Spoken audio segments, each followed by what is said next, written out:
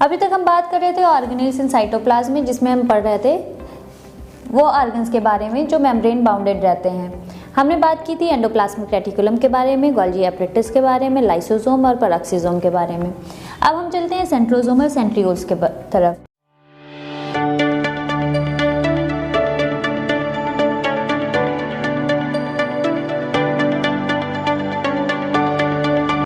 Centrosome भी हमारे limiting membrane से घिरे हुए होते हैं, ये सेल के सेंटर में होते हैं। ठीक है, ये हमारे दो सिलेंड्रिकल स्ट्रक्चर से मिलकर बने होते हैं जिन्हें हम सेंट्रियोल कहते हैं। इनकी जो मेम्ब्रेन होती है वो प्रोटीन की बनी हुई होती है। इनका जो फंक्शन है वो है जब भी हमारी सेल डिवाइड करती है तो क्रोमोसोम का मूवमेंट करवाते हैं। इसके बाद आते हैं सेक्रेटरी वेसाइकल्स पे। बात करें सेक्रेटरी वेसाइकल की तो ये भी हमारे मेम्ब्रेन बाउंडेड होते हैं और ये हमारे साइटोप्लाज्म में सब तरफ फैले हुए होते हैं। इन वेसाइकल्स के अंदर सेक्रेटरी सब्सटेंसेस भरे रहते हैं। ये वेसाइकल हमारे बनते हैं एंडोप्लाज्मिक रेटिकुलम में, जैसा कि अभी हम पीछे पढ़ चुके हैं। फिर इसके बाद इनकी पैकेजिंग और प्रोसेसिंग होती है गोल्गी एपरेटस में। उसके बाद ये पूरे साइटोप्लाज्म में फैल जाते हैं। फिर जहाँ पर भी सेक्रेटरी सब्सटेंसेस की ज़रूरत होती है वहाँ पर जाके ये रप्चर करते हैं और रप्चर करने के बाद इनके सब्सटेंस को यूज़ कर लिया जाता है। फिर हम आते हैं माइटोकॉन्ड्रिया पे। माइटोकॉन्ड्रिया को हम लोग एनर्जी हाउस या पावर प्लांट भी बोलते हैं। किस लिए बोलते हैं? क्योंकि ये हमारी एनर्जी का फॉर्मेशन करता है। माइटोकॉन्ड्रिया भी हमारा मेम्ब्रेन बाउंडेड ऑर्गेनील है। ये हमारा बाइलेयर्ड होता है, यानी कि इसकी दो लेयर होती हैं। जो सबसे बाहरी लेयर होती है वो स्मूथ होती है और जितना भी कंटेंट होता है माइटोकॉन्ड्रिया का उसको अपने अंदर कवर किए रहती है। अंदर वाली लेयर जो इसकी होती है वो शेल्फ लाइक होती है, मुड़ी हुई होती है। इसमें प्रोजेक्शंस होते हैं, उन प्रोजेक्शंस को हम बोलते हैं क्रिस्टी। क्रिस्टी में हमारे बहुत सारे प्रोटीन्स और ऑक्सीडेटिव एंजाइम्स होते हैं जो कि हमारे रेस्पिरेशन में और एनर्जी के प्रोडक्शन में हेल्प करते हैं। क्रिस्टी के अंदर हमारा एक मैट्रिक्स होता है जिसे माइटोकॉन्ड्रियल मैट्रिक्स बोलते हैं। ठीक है, अब अगर बात करें कि माइटोकॉन्ड्रिया का फंक्शन क्या क्या है तो पहला फंक्शन आपका यही है कि ये एनर्जी की सिंथेसिस करता है। जो भी चीज़ें हम लोग खाते हैं वो डाइजेस्ट होकर प्रोटीन, लिपिड और कार्बोहाइड्रेट में चेंज हो जाती हैं। तो प्रोटीन, लिपिड और कार्बोहाइड्रेट का ऑक्सीडेशन जो होता है वो क्रिस्टी में ही होता है।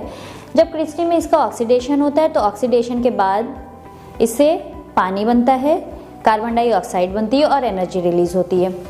फिर ये एनर्जी रिलीज होके माइटोकॉन्ड्रिया में ही स्टोर हो जाती है, जिसको बाद में एटीपी के फॉर्मेशन के लिए इस्तेमाल किया जाता है। पहला फंक्शन इसका हो गया एनर्जी प्रोडक्शन, जिसकी वजह से इसे पावर प्लांट भी कहते हैं, जैसे कि हम आपको बता चुके हैं। दूसरा काम है इसका एटीपी सिंथेसिस। जो भी हमारी एनर्जी इसमें स्टोर हुई है उसका हमारा फॉस्फोराइलेशन होता है, ऑक्सीडेटिव फॉस्फोराइलेशन होता है, जिससे वो एटीपी का फॉर्मेशन करते हैं जो हमारी सेल अपने काम के लिए, अपने फंक्शन के लिए इस्तेमाल करती रहती है। और इसका तीसरा फंक्शन है एपोप्टोसिस। एपोप्टोसिस के बारे में हम आपको आगे बताएंगे। और चौथा फंक्शन इसका है कि ये डिटॉक्सिफिकेशन भी करती है लिवर सेल में। इसकी एक सबसे ख़ास बात है जो किसी ऑर्गेनील में नहीं होती, वो ये बात है कि इसके अंदर अपना डीएनए होता है न्यूक्लियस के अलावा। ठीक है, तो अपना डीएनए होने की वजह से क्या इसमें ख़ास है? अपना डीएनए होने की वजह से ये अपने आप को रिप्रोड्यूस करके अपने नंबर को बढ़ा सकती है। इस चीज़ को आपको याद रखना है कि माइटोकॉन्ड्रिया सब सारे सेल ऑर्गेनील से किस तरह अलग है, क्योंकि इसमें अपना डीएनए होता है जिससे ये रिप्रोड्यूस कर सकती है। ठीक है, अब ये आपके जितने भी मेम्ब्रेन बाउंडेड ऑर्गेनील थे उनके बारे में हम पढ़ चुके हैं। अब हम उन ऑर्गेनील के बारे में पढ़ेंगे जिनके बाहर कोई मेम्ब्रेन नहीं है, जिसके बारे में हमने आपको बताया था 2 हैं। अब बात करते हैं ऐसे ऑर्गेनील के बारे में जो लिमिटिंग मेम्ब्रेन से घिरे हुए नहीं होते। ठीक है, तो हमने बताया था जैसे आपको शुरू में ही कि ये 2 तरह से हैं, 2 होते हैं, एक राइबोसोम्स है और दूसरा साइटोस्केलेटन। पहले हम बात करते हैं राइबोसोम्स के बारे में। तो राइबोसोम्स हमारे छोटे छोटे से डॉट लाइक स्ट्रक्चर्स होते हैं जो हमारे मेनली 35% प्रोटीन और 65% आरएनए से मिलकर बने होते हैं। राइबोसोम के आरएनए को हम आरआरएनए बोलते हैं। ठीक है, अब इसकी टाइप की बात करें तो ये 2 तरह के होते हैं। एक वो राइबोसोम जो हमारे एंडोप्लाज्मिक रेटिकुलम से जुड़े हुए होते हैं और दूसरे वो जो हमारे साइटोप्लाज्म में फ्रीली इधर उधर मूव करते रहते हैं। इसके फंक्शन की बात करें तो राइबोसोम को हम लोग प्रोटीन फैक्ट्रीज बोलते हैं। ठीक है,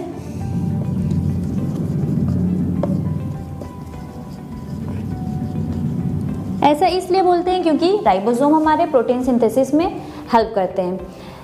तो न्यूक्लियस में हमारे जो भी जेनेटिक कोड होता है वो मैसेंजर आरएनए आके राइबोसोम को देता है। उस जेनेटिक कोड के अकॉर्डिंग राइबोसोम क्या करते हैं, अमाइनो एसिड को छोटे छोटे यूनिट्स ऑफ प्रोटीन में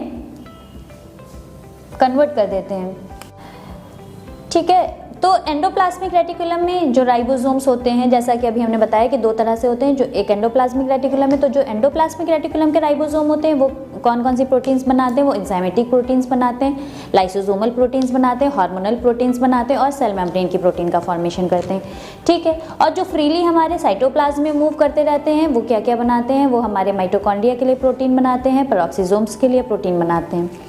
अब इसके बाद हम बात करते हैं साइटोस्केलेटन के बारे में। साइटोस्केलेटन क्या है, ये भी हमारे विदाउट लिमिटिंग मेम्ब्रेन के होते हैं, मतलब इनके बाहर कोई लिमिटिंग मेम्ब्रेन नहीं होती। इनका काम क्या होता है, ये हमारे सेल को स्ट्रक्चर और शेप प्रोवाइड करते हैं। ठीक है, दूसरा काम इनका क्या रहता है, दूसरा काम ये भी रहता है, शेप तो प्रोवाइड करते हैं, इसके साथ साथ में कोई भी एक्सटर्नल स्टिमुलाई जो भी हमारा सेल को मिलता है, मतलब बाहर से जो भी हमारा स्टिमुलाई सेल को मिलता है उसको लेने का काम भी साइटोस्केलेटन का होता है। ठीक है, साइटोस्केलेटन हमारा प्रोटीन्स का एक कॉम्प्लेक्स नेटवर्क होता है जो हमारे 3 तरह के मेजर प्रोटीन से मिलकर बना होता है। एक माइक्रोट्यूब्यूल है, एक माइक्रोफिलामेंट है और तीसरा हमारा इंटरमीडिएट फिलामेंट। अब बात करते हैं सेल के सबसे बड़े सेल ऑर्गेनेल के बारे में, जो कि है हमारा न्यूक्लियस। न्यूक्लियस हमारे सेल का 10% पोर्शन को कवर किए रहता है। न्यूक्लियस बॉडी की हर सेल में मिलता है, एक्सेप्शन है एक हमारा आरबीसीज। आरबीसीज में न्यूक्लियस नहीं मिलता। तो जिन सेल में न्यूक्लियस मिलता है उनको हम बोलते हैं यूकैरियोट्स, और जिनमें नहीं मिलता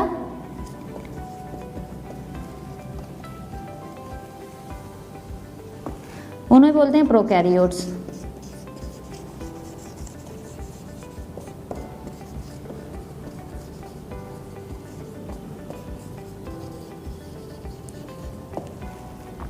न्यूक्लियस हमारा जरूरी होता है सेल डिवीजन के लिए, यानी कि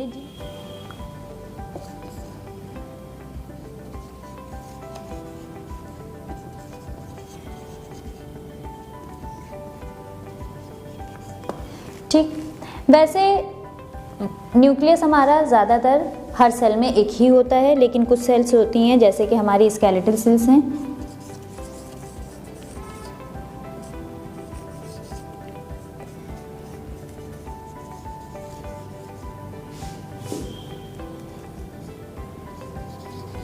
इसमें हमारा एक से ज़्यादा न्यूक्लियस मिलते हैं। ठीक है, जिनमें एक न्यूक्लियस होता है उनको हम यूनिन्यूक्लिएटेड बोलते हैं, यानी कि एक न्यूक्लियस जिसमें एक से ज़्यादा न्यूक्लियस होता है उसको हम मल्टीन्यूक्लिएटेड, यानी कि इनमें एक से ज़्यादा न्यूक्लियस मिलते हैं। अब बात करते हैं, ये हमने एक जनरल इंट्रोडक्शन के बारे में पढ़ लिया कि न्यूक्लियस हमारा है क्या चीज़। अब न्यूक्लियस के स्ट्रक्चर की तरफ चलते हैं।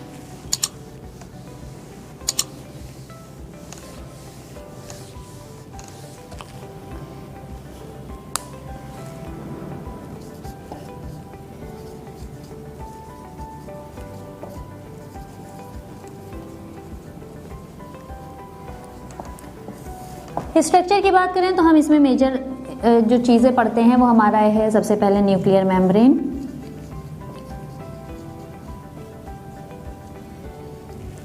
दूसरा न्यूक्लियोप्लाज्म,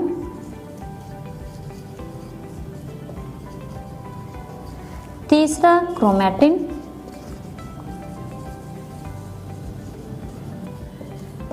चौथा क्रोमोसोम,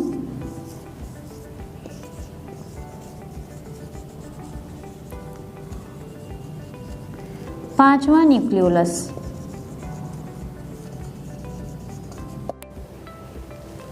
न्यूक्लियस के स्ट्रक्चर को समझने के लिए चलते हैं इसके डायग्राम की तरफ।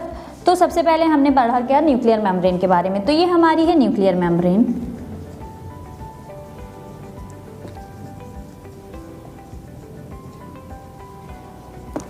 न्यूक्लियर मेम्ब्रेन हमारी डबल लेयर्ड होती है, जैसे कि आप देख रहे हैं एक ये लेयर है जो बाहर की है वो उसे आउटर लेयर बोलते हैं, और जो अंदर की लेयर है उसे इनर लेयर बोलते हैं। ठीक है, इसके बीच का ये जो स्पेस है इसे पेरीन्यूक्लियर स्पेस बोलते हैं।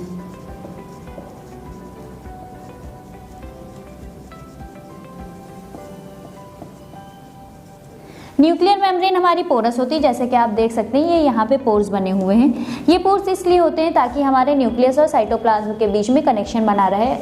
ये पोर्स हमारे जो होते हैं वो प्रोटीन से, इनकी लाइनिंग होती है प्रोटीन मॉलिक्यूल से।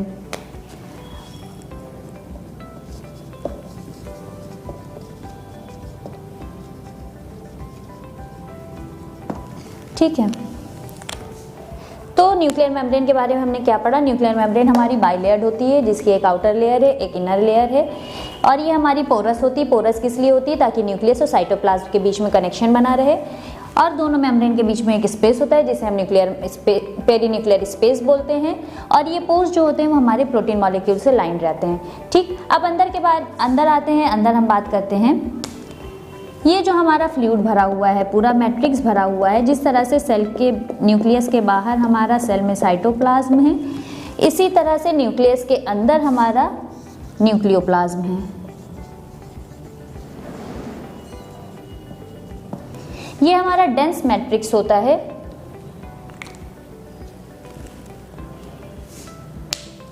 उसके बाद बात करते हैं हम तीसरे नंबर पे।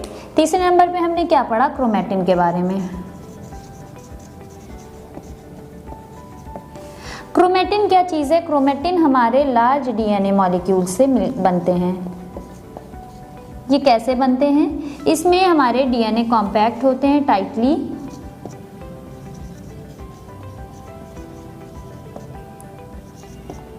और किससे बंधे रहते हैं? हिस्टोन प्रोटीन से। ठीक है, ये एक थ्रेड लाइक मटेरियल है जो हमारे लार्ज डीएनए मॉलिक्यूल से बनता है। लार्ज डीएनए मॉलिक्यूल हमारे किस तरह से बनते हैं? डीएनए हमारे हिस्टोन प्रोटीन के साथ में मिलकर कॉम्पैक्ट होते हैं, जिससे लार्ज डीएनए बनता है और वो क्रोमैटिन का फॉर्मेशन करता है। उसके बाद हमने बात करते हैं क्रोमोसोम के बारे में। क्रोमोसोम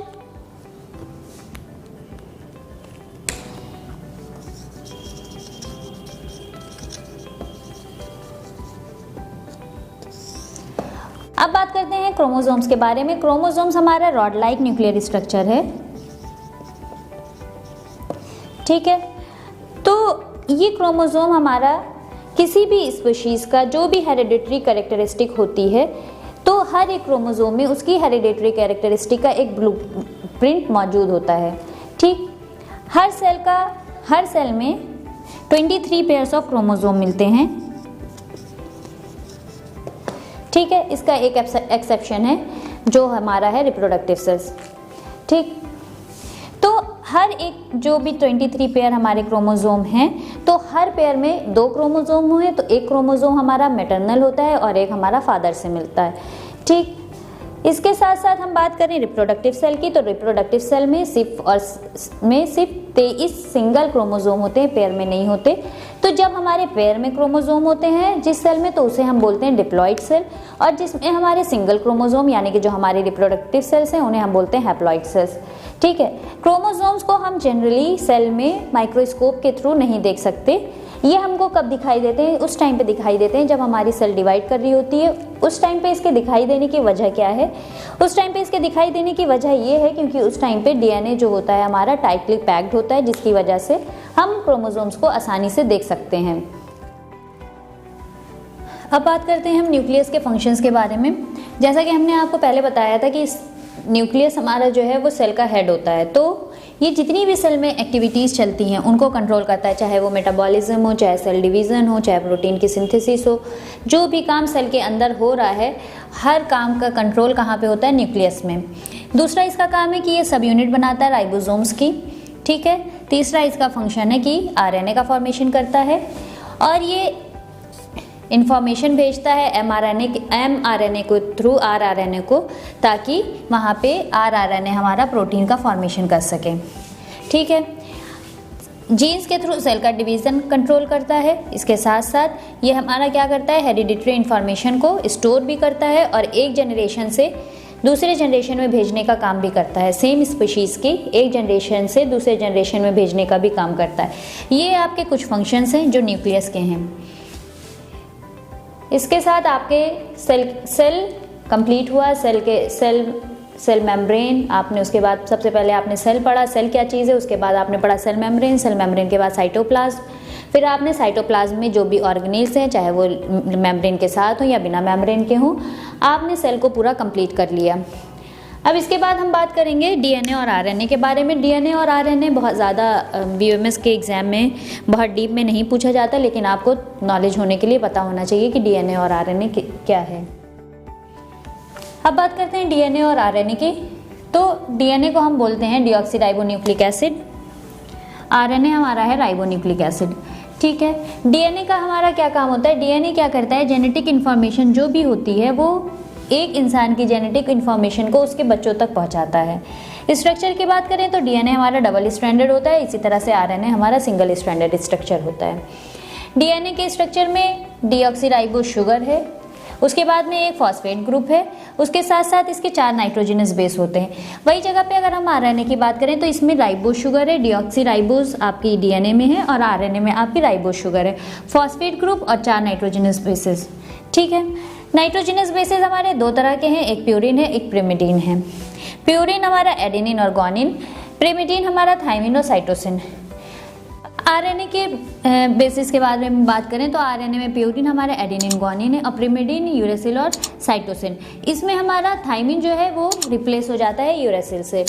ठीक है, डीएनए का जो हमारा डबल स्ट्रैंड है वो इस तरह से कंबाइन होता है कि एक प्यूरिन एक प्रिमिडीन से कंबाइन करता है। तो एडेनिन आपका कंबाइन करता है थाइमिन के साथ और ग्वानिन आपका कंबाइन करता है साइटोसिन के साथ। इसी तरह से आरएनए में एडेनिन कंबाइन करता है यूरेसिल के साथ और ग्वानिन कंबाइन करता है साइटोसिन के साथ। ठीक है, अब डीएनए हमारा क्या काम करता है? डीएनए एक तो आपको हमने बताया कि जेनेटिक इन्फॉर्मेशन को कैरी करता है, दूसरा हमारे जो आरएनए होते हैं वो डीएनए से फॉर्म होते हैं और आरएनए का हमारा मेन काम है प्रोटीन का सिंथेसिस। इसके आगे हम बात करेंगे टाइप्स ऑफ आरएनए के बारे में। तो आरएनए हमारे 3 टाइप्स के होते हैं, एमआरएनए, टीआरएनए और आरआरएनए। एमआरएनए यानी कि मैसेंजर आरएनए, टीआरएनए यानी कि ट्रांसफर आरएनए, आरआरएनए यानी कि राइबोसोमल आरएनए, यानी कि जो आरएनए हमारे राइबोसोम्स में मिलते हैं उनको हम लोग बोलते हैं आरआरएनए। अब क्या काम होता है? एमआरएनए क्या करता है? एमआरएनए हमारा हम पहले भी आपको बता चुके हैं, जेनेटिक कोड लेके आता है डीएनए से, अमाइनो एसिड के सीक्वेंसेस का।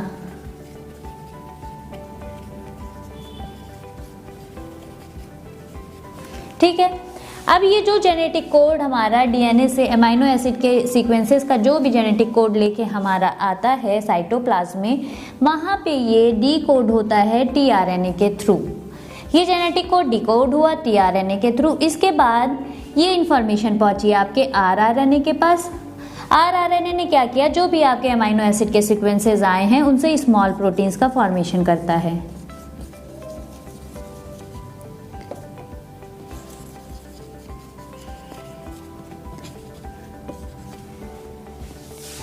ये तीनों आरएनए के बारे में हो गया और आपको पता हो गया कि किसका क्या काम है। यहीं पे आपका डीएनए और आरएनए कंप्लीट होता है। अब हम बात करते हैं सेल एडेप्टेशन के बारे में। जैसे कि वर्ड को देख के ही समझ में आ रहा है कि सेल अपने आप को डिफरेंट एनवायरनमेंट में रहने के लिए अडेप्ट करती है। ठीक है, अगर उसका एनवायरनमेंट चेंज हो रहा है या उसको बाहर से कोई ऐसा स्टिमुलाई दिया जा रहा है जिससे वो बार बार इरिटेट हो रही है, तो वो उस इरिटेशन के अकॉर्डिंग ही अपने आप को अडेप्ट करती है ताकि वो इरिटेशन में रह सके। अब सेल अडेप्टेशन भी कई तरह से हो सकता है, जैसे एट्रोफी,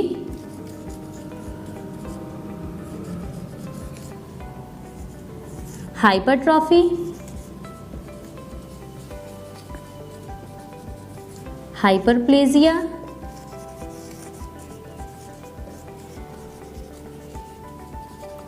डिस्प्लेजिया,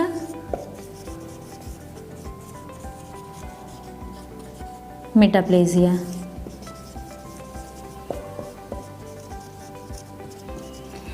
सेल अडेप्टेशन में आपके जितने भी पॉइंट्स हैं, 5 पॉइंट्स हैं, ये आपके शॉर्ट नोट्स के लिए बहुत इंपॉर्टेंट है, इनको अच्छे से पढ़िएगा, एग्जाम में अक्सर पूछा जाता है। एट्रोफी यानी कि decrease in the size of cell, यानी किसी भी वजह से सेल का साइज आपका डिक्रीज कर रहा है। अगर टिश्यूज में कई सारी सेल्स का साइज इस तरह से डिक्रीज करता है तो आपको जो भी बॉडी का पार्ट है उसमें उसके साइज में फ़र्क नज़र आने लगता है। अब ये एट्रोफी कई वजह से हो सकती है। जैसे क्या क्या वजह हैं? अगर सेल को जितना नरिशमेंट की ज़रूरत है उतना नरिशमेंट ना मिले तब भी एट्रोफी हो जाती है। दूसरा, अगर वहाँ की ब्लड सप्लाई कम हो जाए, ब्लड सप्लाई भी कम होगी तो इनडायरेक्टली वो भी नरिशमेंट को कम करेगा, तो भी एट्रोफी हो जाएगी। तीसरा आपका ये है कि अगर वो सेल जिस नर्व के या हार्मोन के कंट्रोल में है वो हार्मोन और नर्व का कंट्रोल ही वहाँ से हट जाए, तब भी वहाँ पे एट्रोफी हो जाएगी। चौथा ये भी हो सकता है कि उस चीज़ का हम यूज़ ही नहीं कर रहे हैं, जो भी सेल है उसको किसी भी तरह से यूज़ नहीं कर रहे हैं, तो भी वो एट्रोफी हो जाएगी। टाइप्स ऑफ एट्रोफी की बात करें हम, तो एट्रोफी हमारी दो तरह से हो सकती है, या तो वो फिजियोलॉजिकल हो या पैथोलॉजिकल हो। फिजियोलॉजिकल यानी कि वो एट्रोफी जो किसी बीमारी की वजह से नहीं बल्कि बॉडी के अपने फंक्शंस के अकॉर्डिंग हो रही हो, जैसे बच्चों में हमारे थाइमस ग्लैंड का और एडोलेसेंस में हमारे टॉन्सिल्स की एट्रोफी होती है। और अगर पैथोलॉजिकल एट्रोफी की बात करें, यानी कि वो किसी भी पैथोलॉजी या किसी बीमारी की वजह से सेल अपने साइज को डिक्रीज कर रही है, ये आपकी कहाँ कहाँ मिल सकती है? आपकी कार्डियक मसल्स में मिल सकती है, सेक्स ऑर्गन्स में मिल सकती है, ब्रेन में मिल सकती है। बात करते हैं हाइपरट्रॉफी के बारे में। हाइपरट्रॉफी का मतलब होता है increase in the size of cell, यानी कि किसी वजह से सेल अपने आप के साइज को इंक्रीज कर रही है। अब ये हाइपरट्रॉफी भी आपकी तीन तरह से होती है, जैसे आपकी एट्रोफी दो तरह से थी, फिजियोलॉजिकल और पैथोलॉजिकल। ये हमारी तीन तरह से हो सकती है, फिजियोलॉजिकल, पैथोलॉजिकल और कंपनसेटरी। ठीक है। फिजियोलॉजिकल हाइपरट्रॉफी कब हो सकती है? फिजियोलॉजिकल हाइपरट्रॉफी तब होती है जब हम वर्कलोड बढ़ा दें। जैसे मस्कुलर हाइपरट्रॉफी कब होती है? जब एक्सरसाइज बहुत ज़्यादा की जाती है। वेंट्रिकुलर हाइपरट्रॉफी ये भी एक्सरसाइज की रिजल्ट में आपकी हो जाती है। बात करें हम पैथोलॉजिकल हाइपरट्रॉफी की, तो पैथोलॉजिकल हाइपरट्रॉफी भी हमारी वेंट्रिकुलर हाइपरट्रॉफी भी पैथोलॉजिकल हाइपरट्रॉफी में आती है।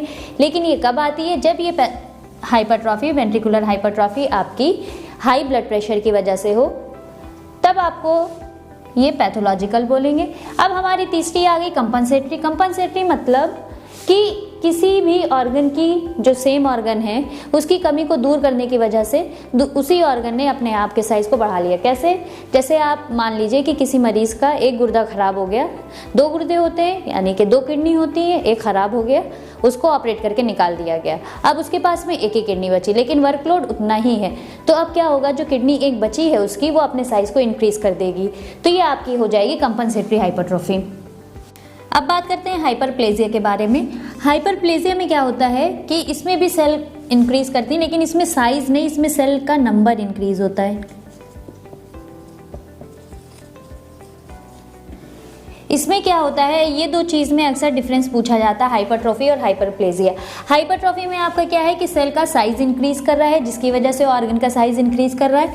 हाइपरप्लेजिया में क्या है, इसमें सेल का साइज नहीं, इसमें सेल का नंबर इंक्रीज कर रहा है। सेल का नंबर इंक्रीज कैसे करता है? क्योंकि वो डिवाइड होती रहती है माइटोसिस के थ्रू। सेल डिवीजन के थ्रू सेल डिवाइड होती रहती है, डिवाइड करके अपने नंबर को बढ़ाती है। अब आपका हाइपरप्लेजिया भी तीन तरह का हो सकता है, जिस तरह से हाइपरट्रॉफी आपकी तीन तरह से हो सकती थी। हाइपरप्लेजिया भी आपका फिजियोलॉजिकल हो सकता है, कंपनसेटरी हो सकता है, पैथोलॉजिकल हो सकता है। फिजियोलॉजिकल हाइपरप्लेजिया कब होता है? फिजियोलॉजिकल हाइपरप्लेजिया होता है जब हमारी प्रोलिफरेटरी फेज चल रही होती है यूट्रस में, जब एंडोमेट्रियम का हमारा प्रोलिफरेशन होता है, तो वहाँ पे हमारा फिजियोलॉजिकल हाइपरप्लेजिया होता है। पैथोलॉजिकल हाइपरप्लेजिया की बात करें तो पैथोलॉजिकल हाइपरप्लेजिया कब होता है? किसी हार्मोन के रिस्पांस में, जैसे आपका ग्रोथ हार्मोन बहुत ज़्यादा जैसे बहता है, जिन लोगों में जिगेंटिज्म होता है उनमें ग्रोथ हार्मोन बहुत ज़्यादा बहता है, जिसके रिजल्ट में क्या होता है कि सेल्स अपने नंबर को बढ़ाती हैं और हाइपरप्लेजिया की वजह से इंसान बहुत ज़्यादा लंबा हो जाता है। उसके ऑर्गन्स हैं, उसके हाथ हैं, पैर हैं, उंगलियाँ, ये सब बहुत ज़्यादा लंबी हो जाती हैं नॉर्मल से ज़्यादा। अगर हम कंपनसेटरी की बात करें तो कंपनसेटरी हाइपरप्लेजिया एक तरह से हमारा रीजनरेटिव हाइपरप्लेजिया, मतलब ये जैसे अभी आपकी किसी भी चीज़ की सर्जरी हुई, आप मानते हैं जैसे लिवर के किसी पार्ट की सर्जरी हुई, उस पार्ट को काट के हटा दिया गया, तो वो जो पार्ट है कट के जो हट गया उसको रीजनरेट करने के लिए जो सेल डिवाइड करेंगी तो वो रीजनरेटिव हाइपरप्लेजिया होगा, जिससे क्या होगा, जो भी पार्ट हमारा कट के हट गया है वो दोबारा से रीजनरेट हो जाएगा। तो हाइपरप्लेजिया भी आप समझ गए। हाइपरप्लेजिया में क्या होगा, सेल का नंबर इंक्रीज करेगा, सेल का एबनॉर्मल प्रोलिफरेशन होता है, जो 3 तरह से है, फिजियोलॉजिकल भी, पैथोलॉजिकल भी और कंपनसेटरी भी। फिजियोलॉजिकल कहाँ पे, यूट्रस में हो रहा है प्रोलिफरेटिव फेज में, पैथोलॉजिकल यानी कि जिगैंटिज्म में, और कंपनसेटरी यानी कि रीजनरेटिव। ठीक है, अब उसके बाद बात करते हैं डिस्प्लेजिया की। तो डिस्प्लेजिया को ट्रू सेल एडेप्टेशन में नहीं रखा गया। इसमें क्या होता है कि सेल का साइज, शेप और उसका ऑर्गेनाइजेशन में चेंज आता है। किस वजह से आता है, कोई भी इरिटेशन है, जैसे आप ये मान के चलिए, जैसे किसी इंसान को आप परेशान कर रहे हैं, एक हद होती है परेशान करें, आप परेशान करें, फिर वो क्या करता है कि अपने आप को उस परेशानी के अकॉर्डिंग अडेप्ट कर लेता है कि अब हम ऐसे रहने लगे तो शायद ही हमको परेशान करना छोड़ दे। तो ये जो इंसान का ये कहना होता है कि अब हम ऐसे रहने लगे, तो ये आपका क्या आ गया, डिस्प्लेजिया। मेटाप्लेजिया में क्या होता है, मेटाप्लेजिया में आपके एबनॉर्मल चेंजेस होने लगते हैं सेल्स में, जो कि नॉर्मल नहीं होते। इससे क्या होता है कि जो सेल होती है वो एक नई तरह की सेल में बदल जाती है। इसको इस तरह से समझ सकते हैं, जैसे आप डिस्प्लेजिया को नॉर्मल लाइफ से समझ रहे हैं कि एक इंसान को आप परेशान करते जा रहे हैं, उसने कह दिया कि हम ऐसे हो जाए तो शायद परेशानी कम हो जाए, लेकिन आपने क्या किया कि बाहर से इरिटेशन देना बंद नहीं किया। उसने अपने आप को अडेप्ट भी किया, लेकिन आपने इरिटेशन नहीं बंद किया। तो कहते नहीं है कि इंसान के सब्र की एक हद होती है, जहाँ पे उसकी हद ख़त्म होती है तो वो बगावत कर देता है। तो जब उसने बगावत किया तो ये बगावत आपका हो गया मेटाप्लेजिया, यानी कि अब वो आपको आपके जो भी आप कर रहे हैं, जो भी इरिटेशन पहुँचा रहे हैं, उसका जवाब देगा। तो ज़्यादातर मेटाप्लेजिया कहाँ पर होता है, ज़्यादातर मेटाप्लेजिया उस केस में होता है जब कार्सिनोमा होता है। कार्सिनोमा में क्या होता है कि बाहर से या बॉडी में इंटरनल कोई भी इरिटेशन है, लगातार बना हुआ है, नहीं हट रहा है, तो पहले सेल अपने आप को उसके अकॉर्डिंग बनाएगी इन्वायरमेंट के। उसके बाद भी अगर इरिटेशन बना रहा तो वो नई सेल में चेंज हो जाएगी, और नई सेल में चेंज होना मतलब वहाँ पे कैंसरस फॉर्मेशन हो गया है।